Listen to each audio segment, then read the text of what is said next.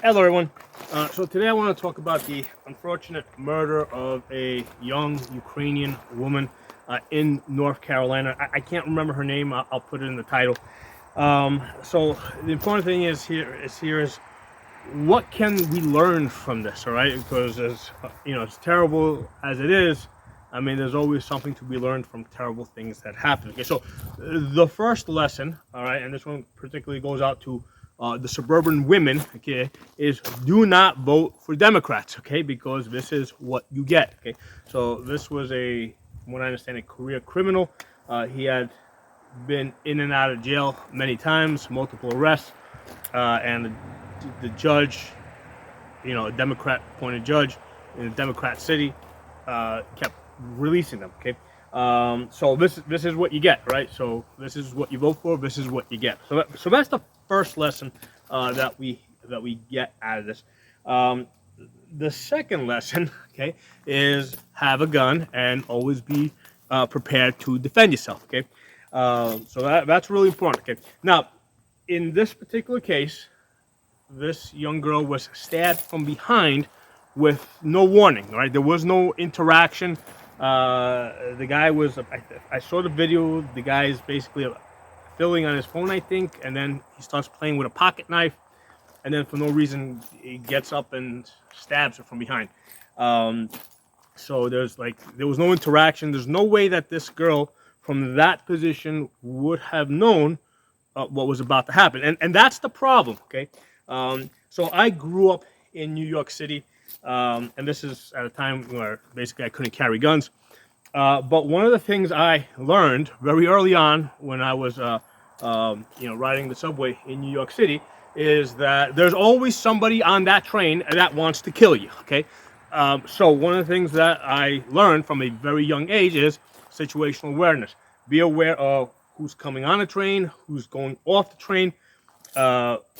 Make eye contact with every person. I mean, don't stare at them, but make eye contact so that everybody's aware that you're aware of them. Okay, and if you're in a bad tactical position, you move. Okay, so like if I'm going to, now a lot of times it depends on how the seats are arranged. Okay, generally I want to be sitting on the subway with my back to the wall so I can see everything. But if the situation is such where that's not possible, somebody is going to be behind you, you can choose who you put behind you in most cases. Okay, so I'm not going to go sit in front of somebody, right, where I can't see them, who I think is capable of being a threat. Okay, and I don't mean that they are a threat. I'm just saying that is capable of being a threat. Now there are certain telltale signs, like usually on the New York City subway. Okay, you can tell just by the sight of somebody if they're washed or unwashed. Okay, the smell, you can smell them. You can tell who the unwashed bums are. Okay, so there's lots of telltale signs. So I'm certainly not going to put that kind of a person behind me where I can't see them. Okay, so again, this goes back to my high school days, right? This is like very basic stuff that I learned, just growing up in New York City. A lot of it came from my parents, who again did not come out of the gun community. Okay, but these are like very basic survival skills that you need to know if you're going to be riding public transportation. Okay, you're not going to be sitting there with headphones in your ears so you can't hear anything, right? I want to hear everything. Okay, don't sit there with headphones in your ears or looking at your phone. Now, this is not to say that I would never not glance down at my phone, or I might not be doing something on my phone, but I'm doing it in such a way that I'm also looking up and being aware of what's going on. I'm certainly not going to be doing it if there's people behind me that I can't see. All right, so if I position myself in such a way where I can see everybody, and I know that the person to my left and my right are, like, let's say, two old ladies that are not they're not capable of being threats to me. Maybe then I'll start filling on my phone, and every 30 seconds or 20 seconds I'll look up and scan the area and just make sure that nobody has moved, see if anybody's new has come on or off of the train. So again, these are like very basic survival skills for living in a city. People spend like many years like going to school, going to college, learning all this stuff so that they can develop these careers and make money, right? But they don't learn like the basic essentials of staying alive. Okay. So yeah, you gotta, these are important skills that you gotta know. Okay. So if you're in the city and you're riding public transportation, or even if you're like in a, in a public, in a room that's public, right? Like maybe on a subway platform, or even let's say in a public theater or whatever, you gotta be aware of your surroundings. So one of the problems that in general I have found with women, okay, and this is like most women, okay, is that they intentionally try not to be situationally aware. They try not to make eye contact. They try to look down and ignore everybody, right? And you'll typically see this in the gym, right? They put on the headphones, right? And they don't look at anybody because they're afraid that everybody's gonna hit on them.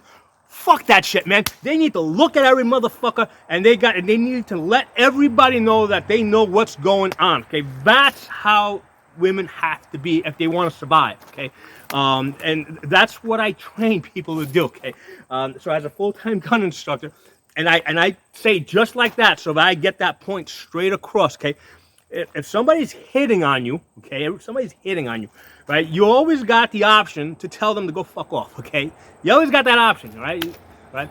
But if somebody's trying to kill you and you are not situationally aware, well, you cannot undo that, okay? So again, I'm actually saying this in exactly the same way I will actually communicate this to women that take my advanced classes, to get the point across that you gotta know who everybody is, who's coming, who's going, where they're standing, and who is a potential threat to you. Not a potential threat in the sense that they're gonna hit on you and make you uncomfortable. That doesn't even enter the conversation. Okay, this is a question of who is going to actually hurt you, and you're not gonna avoid that by not looking at them. Okay, so. Again, this is actually like part of the reason why I wanted to do this video, because I'm hoping that women see this video and get it in their heads that, you know what, you're trying to avoid the small, uncomfortable situation of telling somebody that you're not interested in it, right? You're trying to avoid that, but you're inviting the much bigger problem, okay, of somebody stabbing you from behind because you're not situationally aware, okay? So that's really the important part of this video, okay? I'm using this unfortunate situation that happened in North Carolina to this young girl, all right, to get the more important message out there that you need to be situationally aware. You got to look at every person, and you got to know who's coming and going, and you got to make that eye contact, and you got to let everybody know that you're in charge, that you're in charge of yourself, right? You know what's going on around you.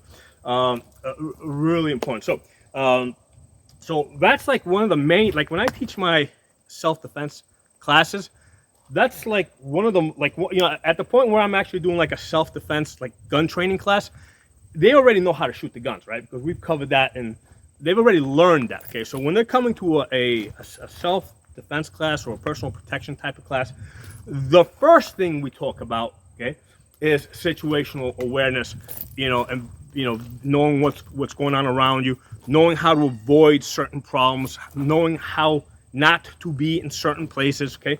And it's not just a matter of like not being, let's say, in a subway late at night or bad part of the neighborhood at late at night. It's not just that. It's a matter of even during rush hour, picking and choosing where you're going to be on the train. And if you need to stand up and stay standing the whole time so that you can watch everybody going in and out, then do that, right? Because there's plenty of times where I was and this going back to my college years where I was riding the subway.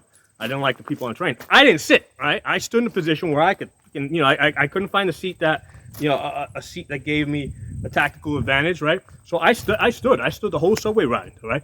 The other thing is you can just get out of the train, next time it stops and just go into another train, right? You can change carts if you don't like what you're seeing in that particular train. Okay, so these are the important survival things that people need to know. And again, when I teach a self-defense class, right, at that point they already know how to shoot guns. this is the starting point. This is the main thing that we start talking about, right? Because if you're not aware of what's going on around you, I mean, I don't care if you got a freaking machine gun on you or a freaking bazooka, you're not going to be able to use it in time, okay?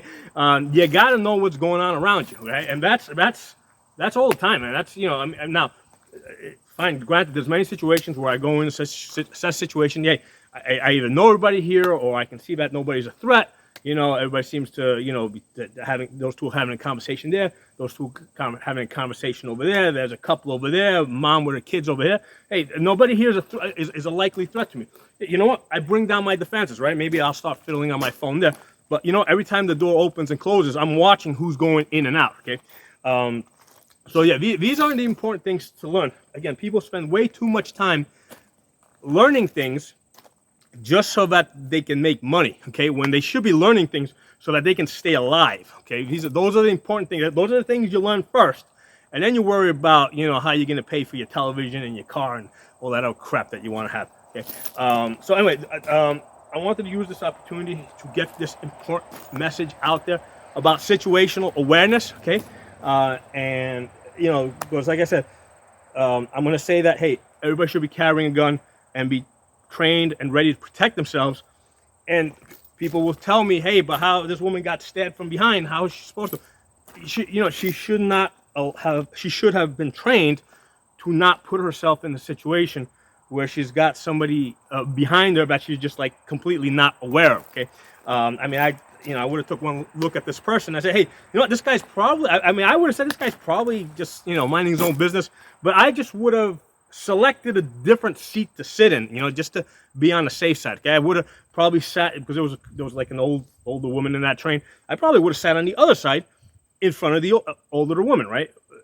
And again, this might be, hey, maybe that guy wasn't crazy. Maybe he was a businessman. Maybe he was a banker. Who knows? Maybe he was, you know. But still, I would have picked the person to sit in front of that cannot possibly be a threat to me. Okay, that's how I would have done it.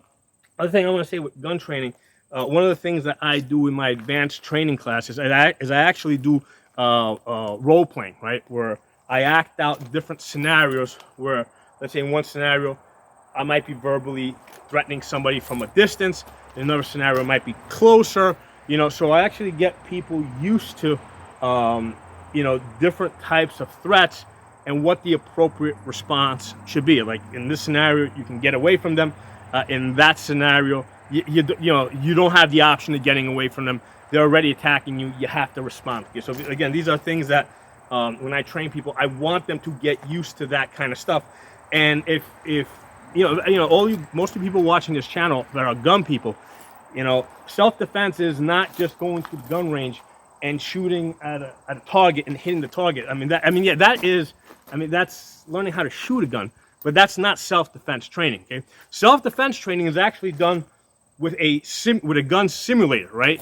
Not with real bullets, because the way it works is we either got real guns and fake targets, right? And you can learn a whole bunch of skills with that, but that will only get you so far. Okay, to learn combat skills, you got to actually use real people and fake weapons. Okay, that's where you actually learn the combat skills, the actual, how and when to fight and get used to actual combat type of situations where you're under threat. Okay, so that has to be part of a self-defense program. Okay, self-defense training program. Okay? So anyway, drop some comments. Let me know what you guys think.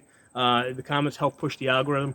And one more thing I want to add, and this goes back to this concept that I used to hear a lot of times growing up in New York City, where they would say, hey, staying, in crowded places, because if something happens, people will help you, right? That's something that I would hear a lot. Okay, utter bullshit. Okay, this murder, right? You can see people just sitting there in the train. Nobody moved to try and help or prevent this. And I'm going to tell people outright, people do not care if you die, okay? They don't, right? As long as they're alive, as long as it doesn't affect their lives, in most cases, people do not care if you die, okay? Now, of the minority that might care, all right, and might be interested in helping you, Problem now is that they're afraid, hey, if they help you and they end up killing that person that's attacking you, well, now they might be arrested and they might face prosecution. And that's happened many times, particularly in cities that are run by Democrats. Okay, so the incentive, the legal incentive, is for people not to help you. Okay, that's what the incentive is. So it is fair to say that they are not going to help you. There's no benefits to helping you. There's penalties that they can face for helping you, but they're never going to get a reward for helping you. Okay, so safe to assume that nobody is ever going to help you, and it is up to you to be armed and trained so that you can protect yourself and your family.